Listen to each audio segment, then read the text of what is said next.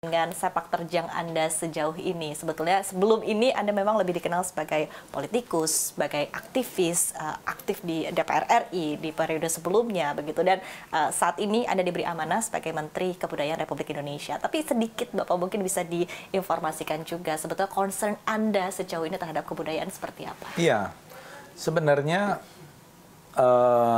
terima kasih sebelumnya.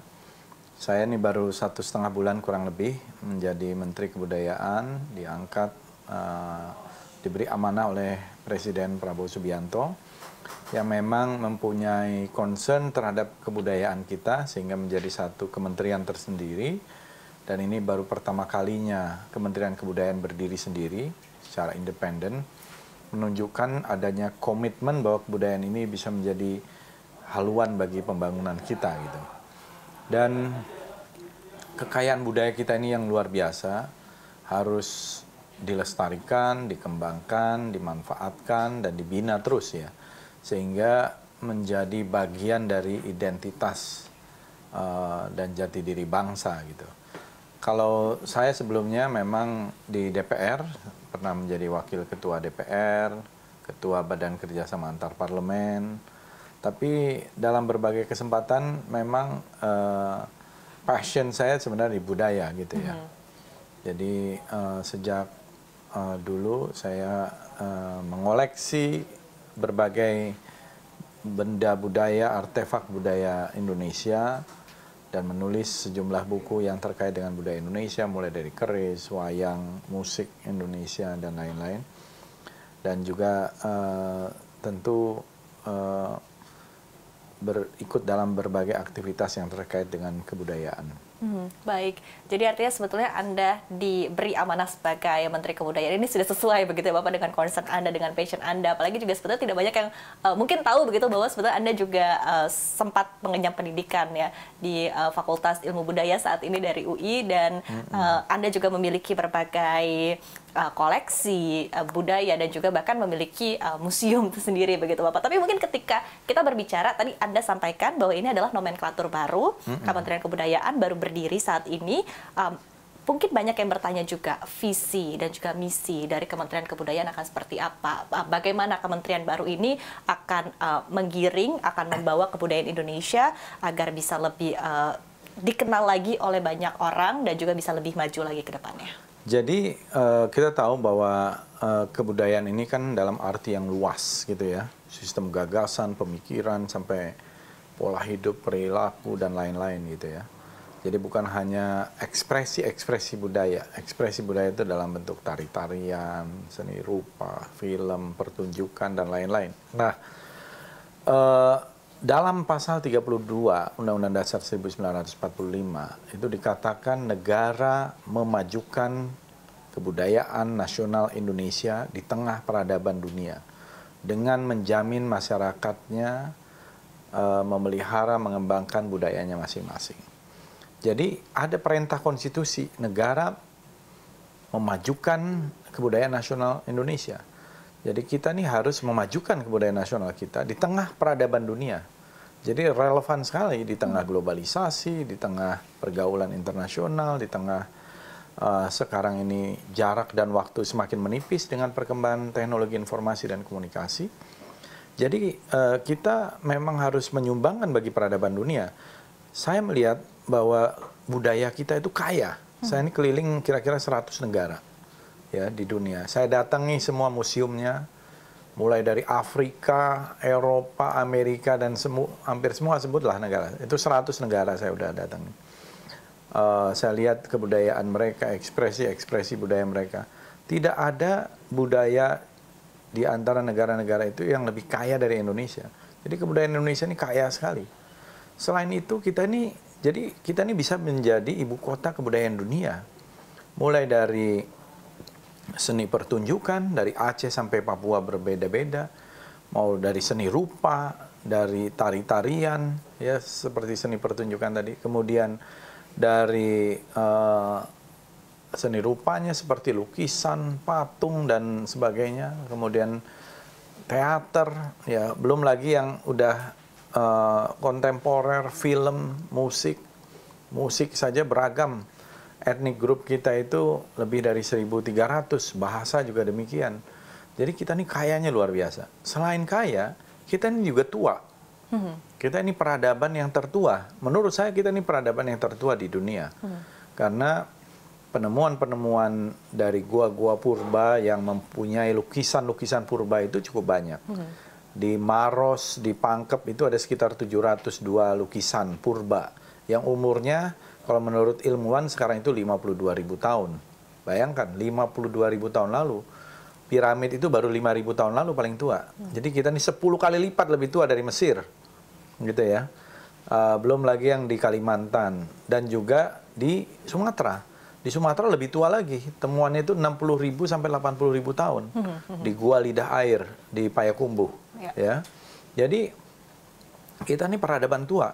Itu yang masih puluhan ribu, yang jutaan tahun kita menemukan Homo erectus. Homo erectus itu manusia purba prasejarah yang memfosil gitu ya. Itu misalnya seperti di Trinil, di Sangiran ya, di wilayah itu jumlah Homo erectus yang ditemukan itu 60% tuh ada di Indonesia. Jadi kita ini peradaban tertua jutaan tahun. Kalaulah yang disebut manusia purba itu sudah bisa membuat kapak, membuat bola-bola batu, itu juga bagian dari sebuah ekspresi budaya, yaitu berarti budaya kita ini udah lebih dari 1 juta tahun. Baik. Pertanyaannya tadi ya, dengan begitu banyak potensi yang kita miliki, dengan begitu banyak kekayaan kebudayaan yang kita miliki, seperti apa sebetulnya langkah yang bisa dilakukan oleh Kementerian Kebudayaan untuk mengorkestrasi ini semua begitu sehingga akhirnya bisa dikenal oleh dunia, sehingga akhirnya bisa dijual tentunya ya, sehingga akhirnya memberikan dampak dan juga manfaat ya bagi kebudayaan itu sendiri dan juga bagi para pelaku budayanya. Jadi yang pertama itu adalah kita harus reinvent Indonesian identity, reinventing Indonesian identity. Jadi menemukan kembali identitas nasional kita dalam proses untuk character building. Kita reintroduce lagi kekayaan-kekayaan budaya nasional kita. Kita bangun ekosistem untuk berbagai macam ekspresi budaya, termasuk yang kekinian. Jadi ini bukan persoalan sekedar masa lalu, bukan mempreserve masa lalu, tapi bagaimana masa lalu dan masa kini dan masa depan itu nyambung dan itu relevan. Jadi reintroduce misalnya kekayaan-kekayaan budaya itu di dalam berbagai macam platform yang ada, apalagi sekarang sudah digital. Museum-museum kita, cagar-cagar budaya kita itu kaya sekali dengan berbagai macam koleksi. Nah, ini harus dikenal dulu oleh generasi muda kita dan bagaimana membuat generasi muda Indonesia itu kerasukan budaya Indonesia, jangan kerasukan budaya lain, ya. Nah, tapi kerasukan budaya Indonesia, mereka kenal dan kemudian apresiasi, baru saya kira disitulah PR dari Kementerian Kebudayaan antara lain, dan ini saya kira yang nanti juga bisa menyumbangkan kepada peradaban dunia banyak yang sekarang ini masuk di dalam intangible cultural heritage atau warisan budaya tak benda. Sekarang kemarin itu 13, sekarang udah tambah lagi 3. Selain dulu itu ada wayang, ada keris, ada batik, ada gamelan, ada pantun, ada pencaksilat, ada pinisi, ada terakhir jamu.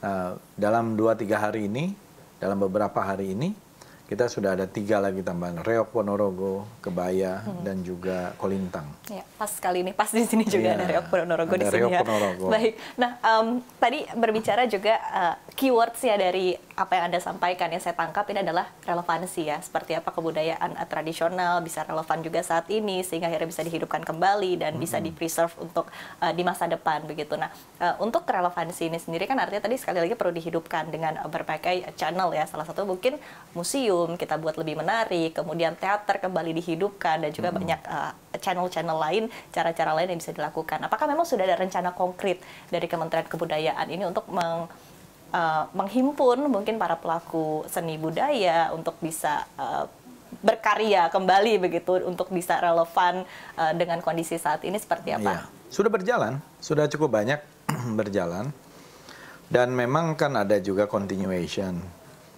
Kalau kita lihat dalam beberapa hari ini, dalam persoalan film misalnya, ekosistemnya sudah semakin baik. Kemarin saya membuka juga JAV Market yang pertama. Ya, kita lihat bagaimana ekosistem di dalam industri film kita semakin baik. Kemudian sejak awal kementerian kita berusaha membuka diri kepada seluruh pelaku pegiat kebudayaan, pelaku seni budaya, mulai dari insan perfilman, kemudian habis itu insan musik, habis itu para pegiat budaya, tradisi dan lain-lain, kita himpun, kita dengerin, kita undang semua gitu. Kita berharap kementerian ini menjadi rumah bagi semua pejuang kebudayaan kita gitu ya. Jadi sudah berjalan dan hampir setiap hari juga kita terus mendorong kegiatan-kegiatan kebudayaan ini berlangsung terus. Jadi cukup sibuk juga, saya pindah-pindah kota, pindah kemana-mana ya dan juga museum-museum juga ada terus upaya untuk mengupgrade ya dari kelas C menjadi B menjadi A gitu ya. Museum-museum baik itu milik pemerintah maupun pemerintah kabupaten kota atau provinsi atau swasta dan perorangan. Harus ada museum itu bukan sebagai tempat atau gudang penyimpanan artefak, tapi ada storyline-nya, ada pengelolaannya, ada pelayanannya, ada narasi, literasi, ada edukasi. Nah, ini juga akan terus kita upayakan untuk digitalisasi dan sedang berjalan gitu.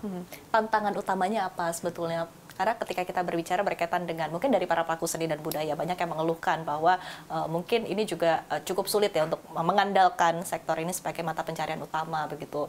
Nah, apakah ini juga menjadi salah satu tantangan utama, dan di satu sisi juga ketika kita berbicara berkaitan dengan museum dan lain sebagainya, ini kan juga sebetulnya membutuhkan pendanaan yang tidak sedikit ya, perlu ada istilahnya nilai ekonomi yang bergerak di hal tersebut begitu, sehingga akhirnya betul-betul bisa memberikan profit ya bagi para pelaku usahanya. Seperti apa mungkin strategi yang bisa dilakukan?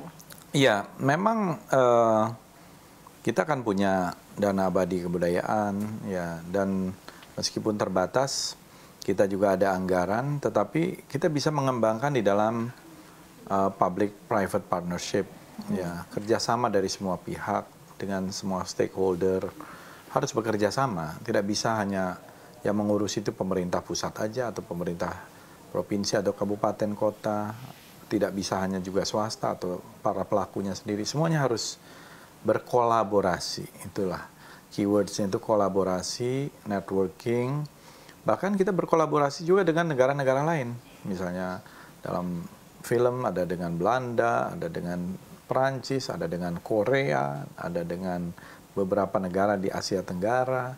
Jadi kolaborasi itu kata yang penting ya untuk menjadikan peran kita di dalam memajukan budaya di tengah globalisasi, peradaban dunia ini semakin relevan dan semakin terrepresentasi. Jadi kita nih selama ini mungkin underrepresented gitu. Nah, ini yang harus kita kedepankan. Indonesia itu hadir dan kita bisa menjadi adikuasa di bidang kebudayaan, superpower di bidang kebudayaan itu harus kita wujudkan.